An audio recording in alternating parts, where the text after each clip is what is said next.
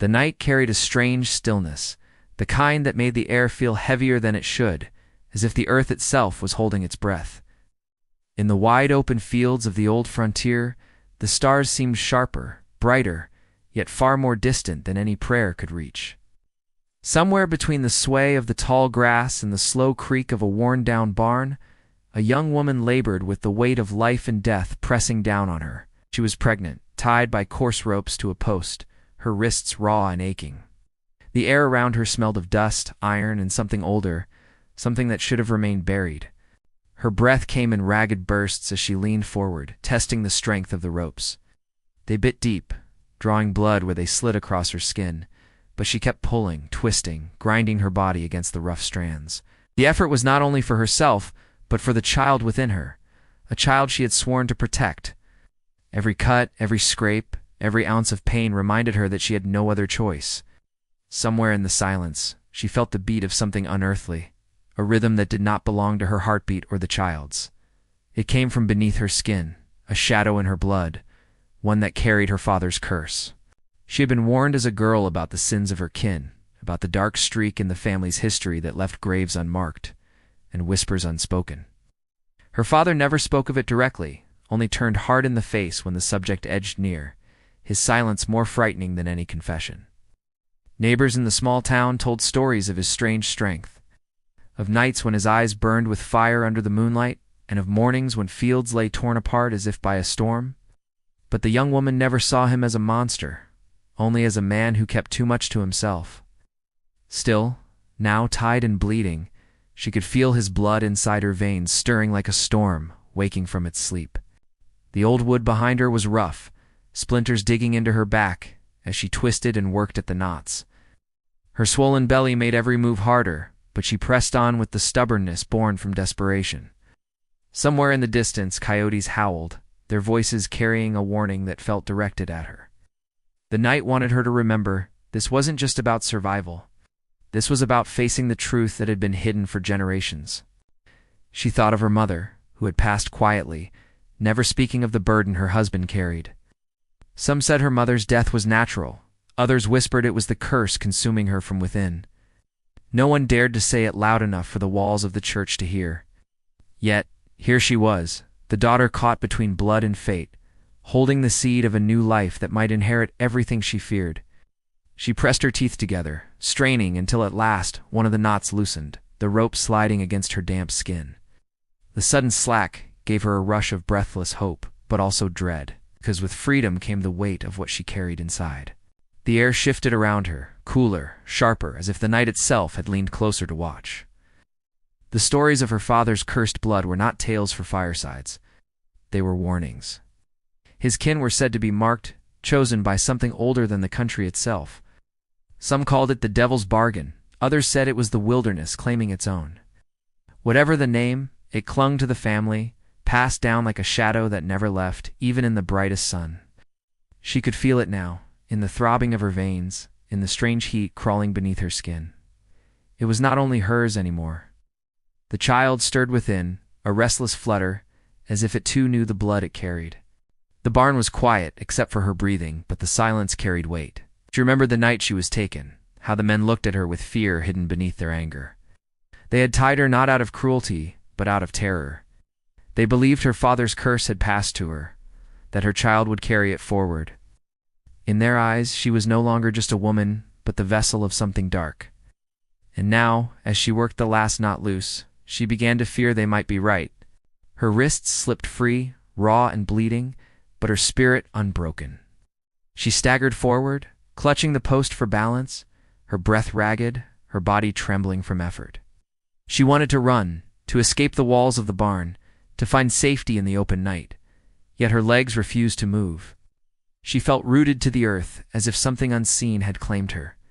The air around her grew colder, her breath visible as thin wisps. From the corners of her sight, shadows seemed to lengthen, stretching into forms that almost looked like people. Her heart pounded as she turned her head sharply, but the barn was empty. She pressed her hand against her belly, whispering promises to the life inside. She told the child that she would fight, that she would not let the curse claim them. But the words tasted hollow, even as she spoke them. because deep down she could feel the truth pressing closer. The curse was not something to outrun, it was something she carried, something she had already passed on. The wind outside picked up, rattling the old boards of the barn, making the walls groan like the cries of old ghosts. She took a slow step forward, the dirt cold beneath her bare feet, when she heard it. A low hum, almost like a growl, rising from within her own chest. It startled her so much she pressed a hand to her throat, certain it must be a trick of her mind. But it came again, louder, deeper, vibrating through her bones. Her eyes burned, vision flickering in and out, as though another presence was looking through her. She stumbled, grabbing at the post to keep from falling, the sound spilling from her lips now, uncontrolled. It was not her voice anymore, but something older, heavier, as if her father himself spoke through her. Fear surged, and yet with it came a strange strength. The ropes at her feet curled as if shrinking from her, and the shadows in the barn thickened like smoke. She realized then that she had not only freed herself from the ropes, she had awakened something buried deep, something her father had fought to keep hidden. The cursed blood was alive inside her, and now it wanted out. Her pulse thundered in her ears, her body trembling between terror and power. She tried to silence the growl, to hold it back, but the child inside her kicked hard, a jolt that nearly dropped her to her knees. The hum in her chest turned into a roar that filled the barn, echoing off the rafters, shaking dust loose from the beams above. She clutched her belly, eyes wide, as the truth burned clear in her mind.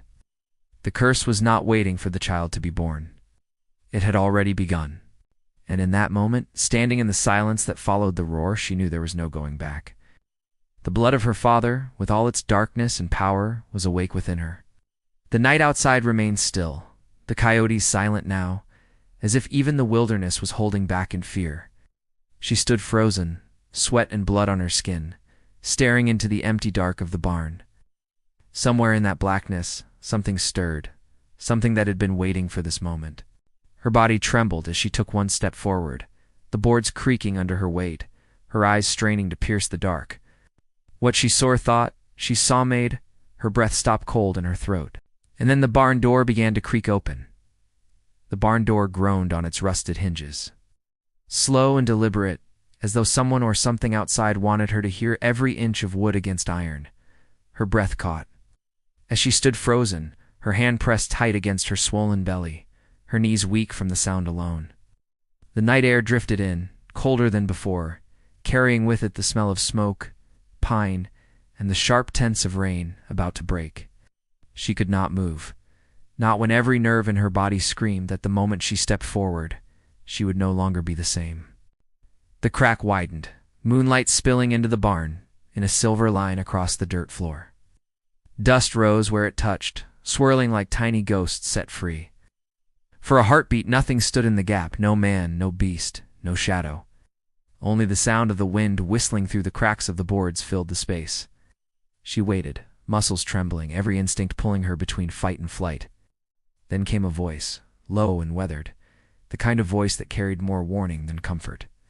"You shouldn't have cut them ropes." Her heart pounded. It was not a voice she recognized, yet it carried the cadence of the old frontier, the hard way of speaking that turned words into gravel. She swallowed against the dryness in her throat, but no answer came.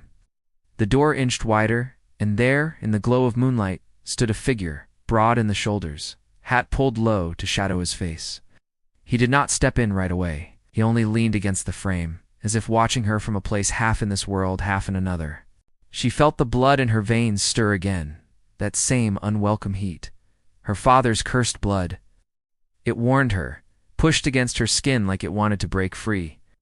She pressed a hand hard to her chest, willing herself to be still, to remain only human in this moment. But the figure moved closer, boots scuffing the dirt with the slow patience of someone who had no fear of what he might find. "You're your father's child, ain't you?" he said, and though his tone was calm, his words cut sharp. "I can see it in your eyes. That mark don't ever hide." She wanted to deny it, to push back against the truth, but the words caught in her throat. For years, she had carried the whispers of her bloodline without proof, only rumors, only the heaviness of her father's silence. Now, standing free of her ropes, she no longer had the luxury of pretending. The curse had spoken through her, and the stranger could see it. Her mind reeled back to memories she had long tried to bury. She remembered her father's eyes glowing faintly in the firelight on certain nights when he thought no one was watching. She remembered his hands trembling as he gripped the table, knuckles white, as though holding back some great force inside him. She remembered her mother's quiet prayers, whispered late into the night, prayers that never seemed to bring peace.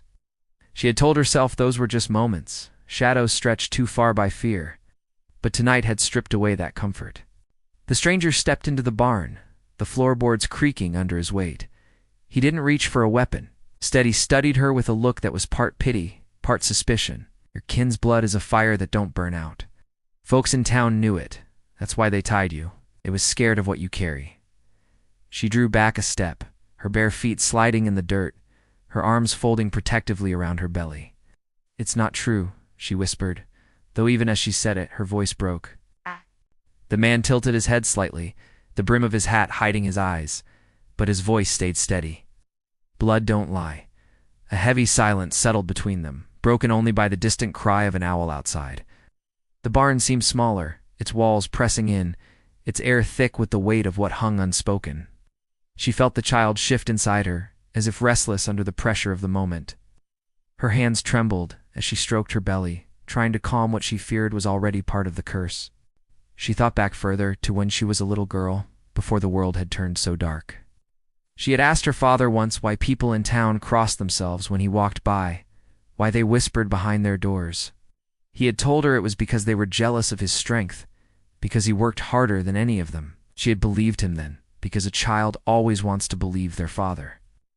But as she grew, she saw the cracks in his words, the way his jaw clenched when someone spoke of the old country or the bloodlines. She began to realize that fear, not envy, followed him everywhere.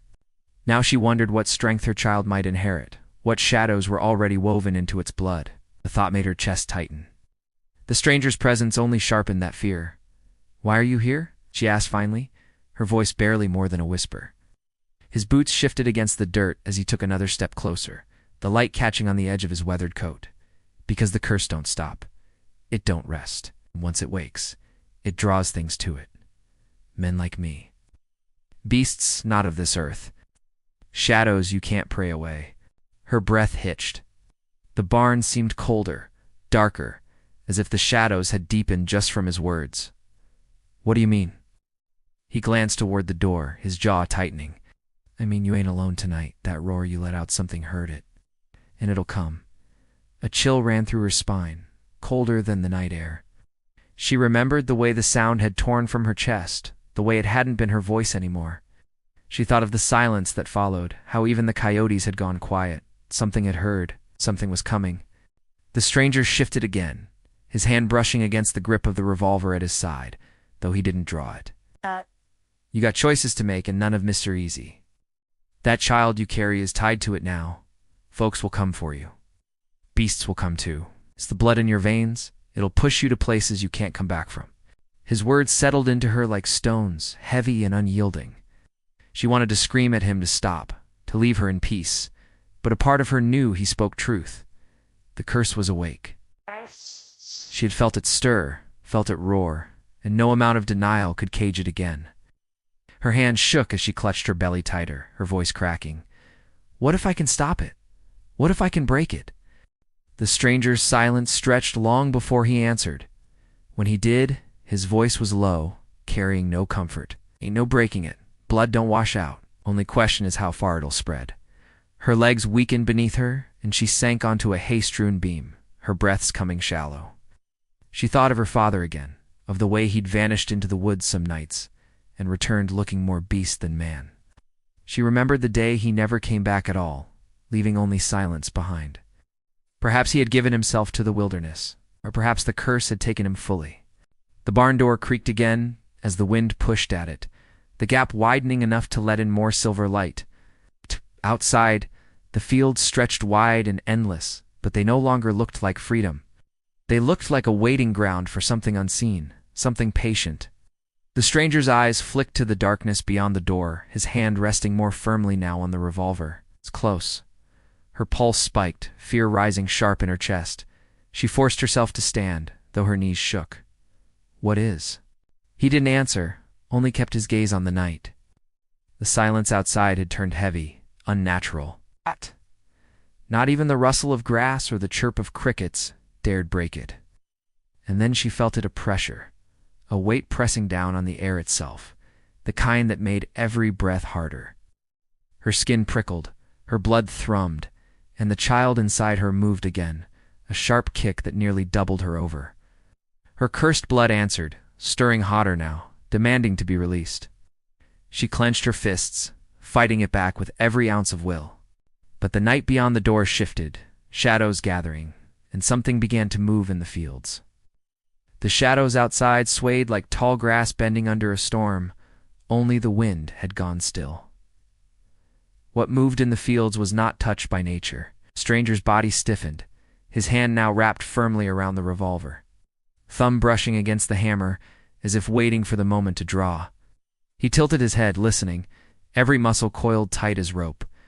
She pressed her back against the beam for support, her breathing shallow, her belly tightened with another sharp movement from within, the child restless, as if it too felt the weight of the presence outside.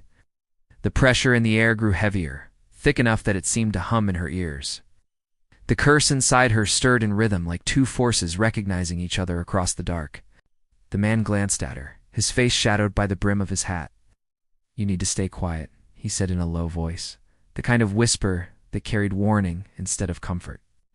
"Whatever's out there, it's hunting sound, scent, fear. Don't give it more reason." Her lips trembled as she nodded, though her body betrayed her with each uneven breath. She tried to still herself, clutching her belly, whispering silent words to the child to calm it. But silence could not erase the blood that pulsed with unnatural heat beneath her skin. From the open door came a shift, a ripple in the dark like something moving low across the earth.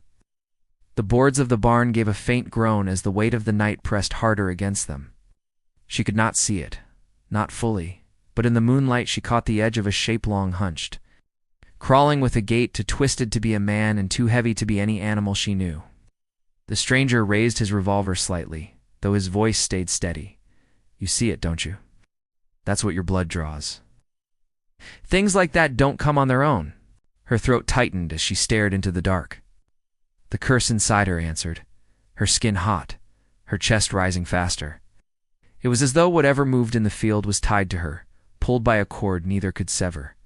She shut her eyes for a heartbeat, fighting it down, but when she opened them again she saw a glint in the dark eyes. Wide and burning, locked straight on her. The man cursed under his breath, shifting his stance. "It knows you." Her heart pounded, not only from fear, but from recognition. She had never seen this thing before, yet it felt familiar in a way that unsettled her to her core. It was as though she had dreamed of it once. In the restless nights of her childhood, when she heard her father pacing the floor, his breath heavy, his shadow stretched long across the walls, the memory tightened its grip on her, and she felt the stir of the curse burning hotter, whispering for her to let go, to call it closer. The stranger's voice cut sharp through her thoughts. "Don't let it in. Fight it." She gripped the beam so hard her knuckles ached, forcing herself to breathe steady, to remember she was not alone. But the child kicked again, harder, as if resisting her will. Pain shot through her, sharp enough to make her stagger.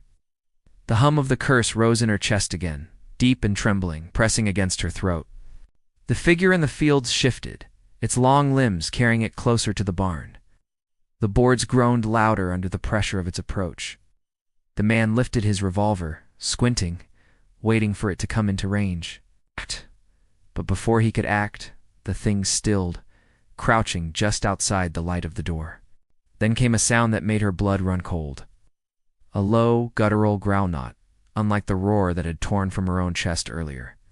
It echoed against the barn walls, vibrating through her bones, reminding her of her father's voice when he had been at his weakest, when the curse was closest to breaking free. The man stiffened, his hand tightening on the grip. "That ain't no ordinary beast. It's blood answering blood."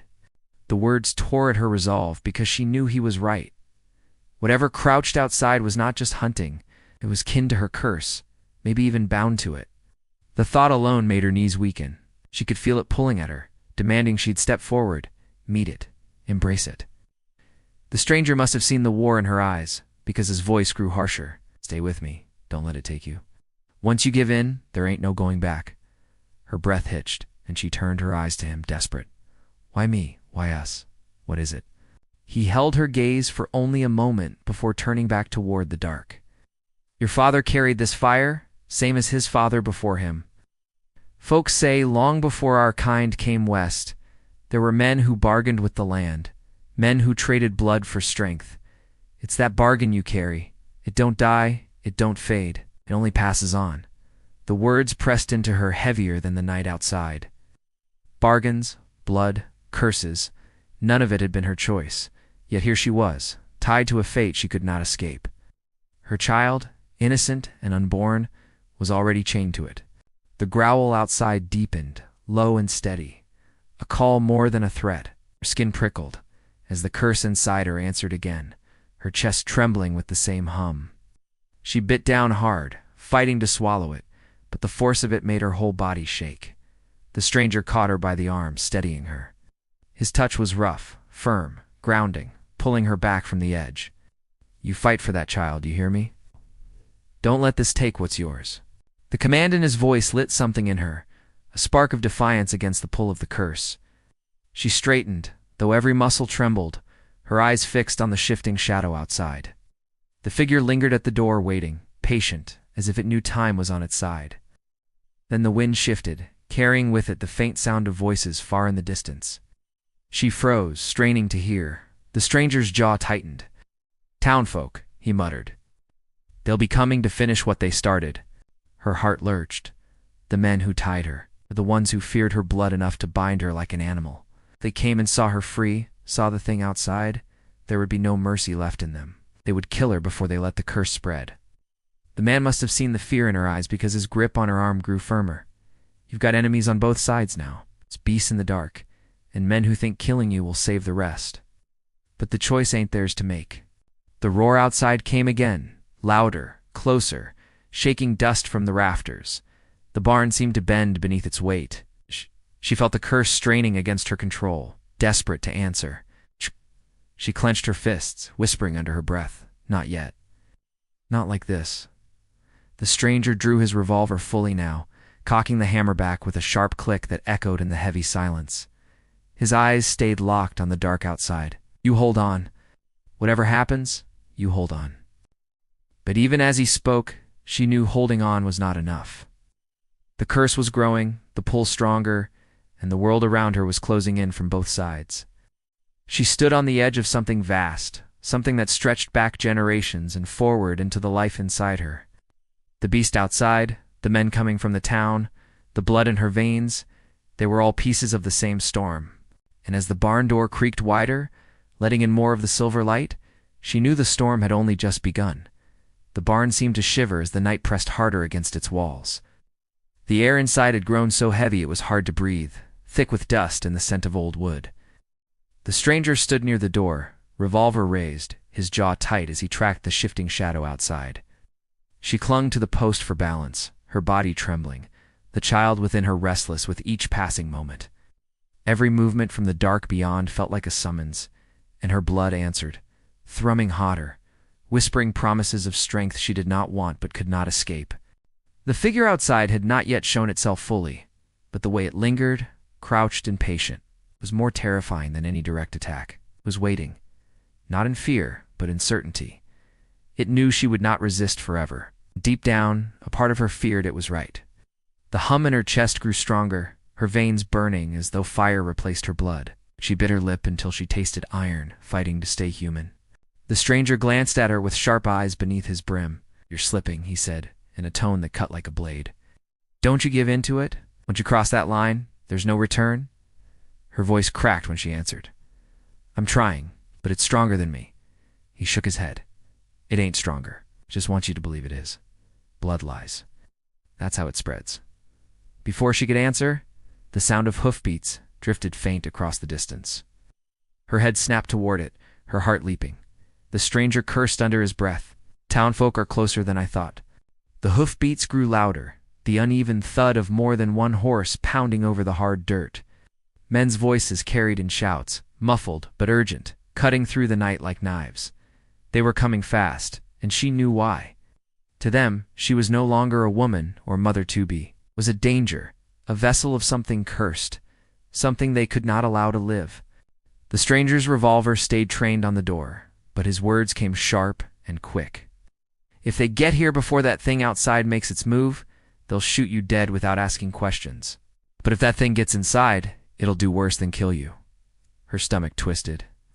There was no path of safety, only the narrowing space between two storms. The child kicked again, hard enough to steal her breath, as if reminding her that time was running out.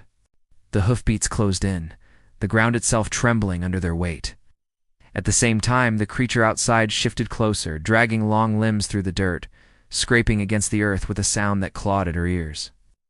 It was caught between the coming men and its hunger for her, torn but unwilling to retreat. She could feel its gaze pressing against her skin, pulling, calling. The stranger stepped back, adjusting his stance to cover both the door and her. His voice lowered, but his words carried weight. You got one choice to make. Either you fight what's in you, or you let it loose. But if you do, you might not be you anymore. Her breath came ragged, her hands trembling as they pressed against her belly. The thought of unleashing what stirred inside her filled her with dread, but the thought of men with rifles dragging her into the dirt was no better. She felt trapped, cornered by fate, every exit barred by fear. The first torchlight appeared in the distance, a flicker of orange weaving through the fields. The shouts grew clearer, the clang of iron and the creak of leather saddles carrying on the wind. She caught fragments of words, sharp and angry, her name mixed with curses. They were nearly upon the barn. The creature outside growled again, louder now, a deep rumble that made the rafters above shake loose bits of straw and dust. The sound pierced through her chest, answering the hum in her own blood. She doubled over, clutching her belly, fighting to keep control as the heat in her veins spread like wildfire. Her throat ached with the pressure of a voice that wasn't hers, pushing to break free. The stranger grabbed her arm, steadying her. "Look at me," he said sharply. She forced her eyes up to his, though her vision blurred. "You're stronger than it. Remember that. You're not your father. You're not the curse. You're you. Hold to that." But his words, though steady, felt like they came from far away. Her body was no longer hers alone. The curse pressed harder, demanding to be released, demanding she'd step into the night and join what called to her. The torchlight grew brighter, closer, flickering across the barn's wooden walls. The voices of men were clear now, rough with fear and anger. "She's in there," one shouted. "We end this tonight." The stranger cocked his revolver, his jaw set. "We're out of time." Her heart pounded, her breath short. The barn had become a trap, every wall closing in. She felt the child twisting inside her, the curse humming louder, the creature outside clawing at the earth in anticipation, the men coming with fire and steel. The stranger positioned himself between her and the door, revolver raised, his shoulders square. His voice was calm but carried the weight of a man who had lived through more battles than most. "No matter what happens, don't let go of yourself. That's all that matters." The barn door shuddered as the wind pushed it wider. The silver of moonlight spilling over the dirt floor, the creature outside shifted again, its form towering, twisted eyes burning brighter. The growl grew into a roar, shaking the ground beneath her feet. At that same moment, the first rider's torchlight flared against the barn wall. Hoofbeats thundered close, and the men's shouts grew sharp, filled with certainty. "There she is. Don't let her out alive." The sound of rifles being cocked rang out, hard and final. She clutched her belly, her knees weak, her breath broken. The curse burned within her, rising like a tide too strong to hold back. The child kicked again, and for the first time she felt not only life but power stirring within. The stranger's revolver lifted higher, his voice low and steady. "Get ready." The barn shook under the force of the roar outside. Dust falling from the rafters, the air vibrating with unnatural strength. The men's torches lit the cracks in the walls, shadows dancing across the floor. She stood caught between them, every choice leading into fire. The blood in her veins burned hotter, her throat tight with the sound pressing to escape. She closed her eyes for one breath, whispering to the child, to herself, to whatever might still hear her. And when she opened them, the barn was alive with shadow, torchlight, and the weight of what was about to break loose. The barn stood at the edge of breaking, every beam trembling under the clash of light and shadow. The roar from outside rattled the ground, shaking dust from the rafters, while the men on horseback shouted, their torches blazing against the night. She clutched her belly, her body weak, but her spirit burning with a will she had not known she carried. The stranger stood firm, revolver raised, waiting for the first step of the enemy, whether beast or man. For a long breath, time seemed suspended, all sides caught in a standoff that felt older than memory. The creature outside lunged first, its twisted form crashing through the gap in the barn door. Splinters burst into the air as its limbs scraped across the floorboards. Its eyes locked on her, glowing with a fire that was both alien and familiar, as though it recognized her blood as its own. The curse inside her roared back in answer, her chest trembling as a voice not hers pressed to break free. For one terrifying moment, she felt herself leaning toward it, drawn by the pull of kinship, ready to surrender. The stranger fired, the crack of the revolver splitting the night like lightning. The shot hit true, the creature stumbling, snarling as it reeled. But the bullet did not kill it.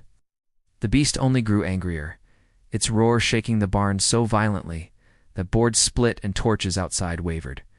The horses of the townsmen screamed in panic, hooves striking dirt as men cursed and struggled to hold their mounts.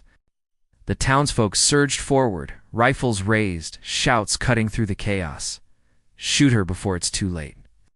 One of them cried. Her fear was sharp, blind, and it was aimed not at the beast, but at her. She staggered back, pressing against the beam, clutching her belly, her voice breaking as she cried out, "I'm not your enemy." But their eyes carried no mercy. To them, she was already claimed. The curse inside her flared, stronger than it had ever been. Her vision blurred with heat, her breath quickening, the hum in her chest spilling from her lips in a low growl. She wanted to hold it back, to cling to what humanity she had left, but the child kicked again, a sudden force that steadied her resolve. She realized then that she was not fighting for herself alone. She was fighting for the life inside her, a life that deserved more than to be judged by blood.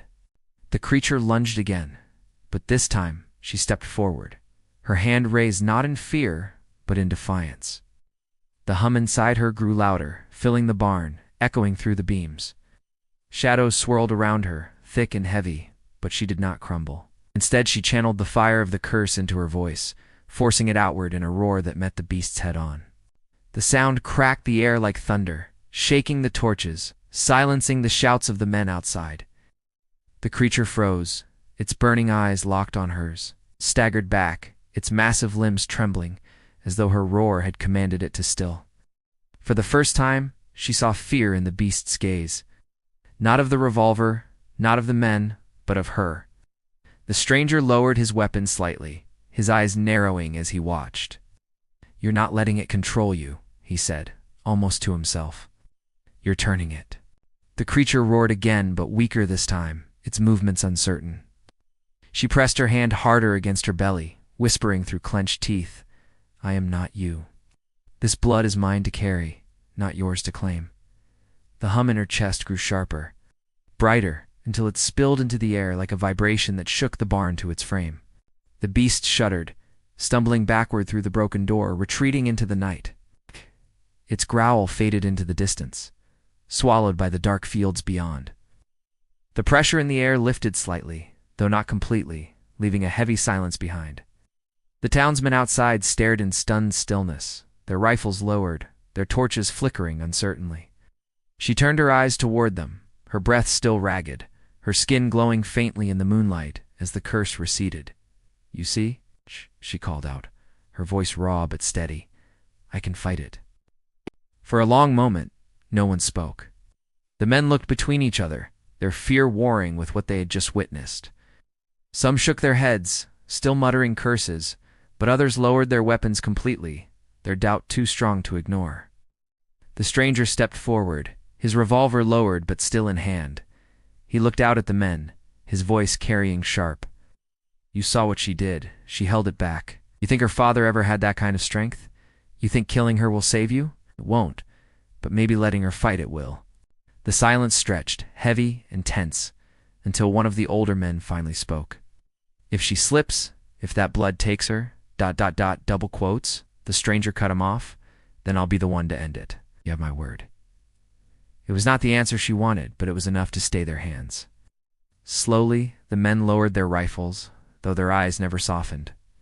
They turned their horses, muttering among themselves as they rode back into the night, torches fading until the fields were dark again.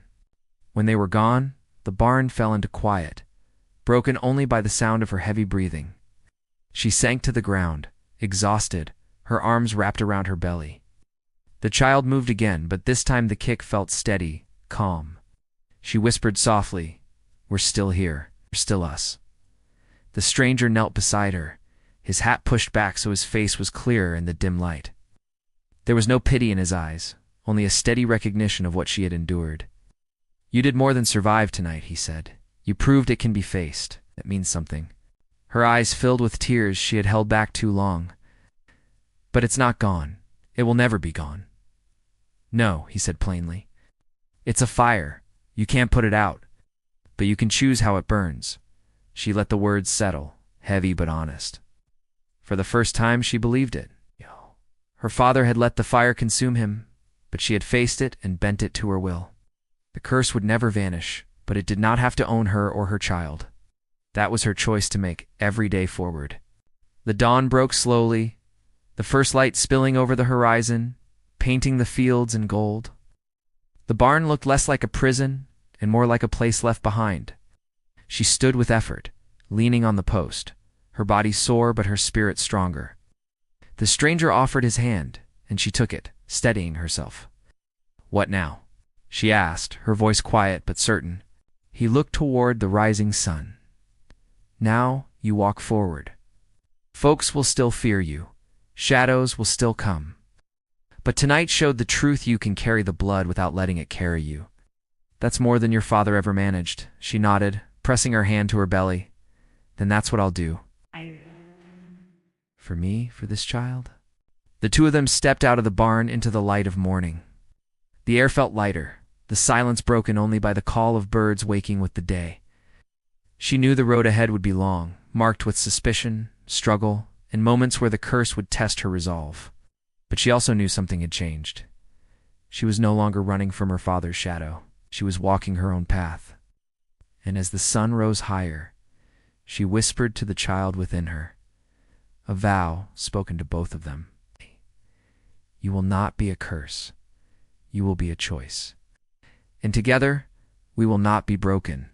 The fields stretched wide before her, untamed and uncertain. But she stepped forward with her hand on her belly, carrying both the burden and the promise of her blood.